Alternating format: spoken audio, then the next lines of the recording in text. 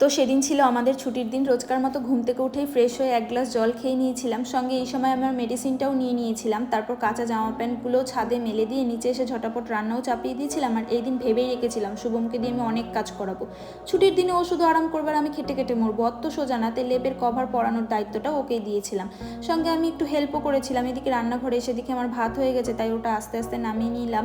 তারপর ফ্রেশ হয়ে পুজোটাও সেরে নিলাম। খুব তাড়াতাড়ি বেরোতে হতো সেদিন, তো সেদিন খেয়েছিলাম আলু সেদ্ধ, ডিম সেদ্ধ, ভাত।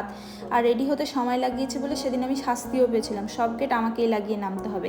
আর দেখো সবাই, এই ফ্লাইওভারের নিচটা কি সুন্দর আঁকায় ভর্তি। আঁকানোটা ভীষণ আমার চোখ কেড়েছিল, তাই তোমাদের সাথেও একটু শেয়ার করলাম। যেতে যেতেই চোখে পড়লো দই ফুচকা। ভালো করে দই আর মিষ্টি চাটনি দিতে বলেছিলাম, এডিট করতে বসে এখনও আমার জিভে জল আসছে। চটপটা লাগলো ব্যাপারটা। তো গিয়েছিলাম রাম মন্দিরে। অনেক দিন ধরেই যেন রাম মন্দিরে যাব ভেবেছিলাম, এটা ওটা করে যাওয়াই হচ্ছিল না।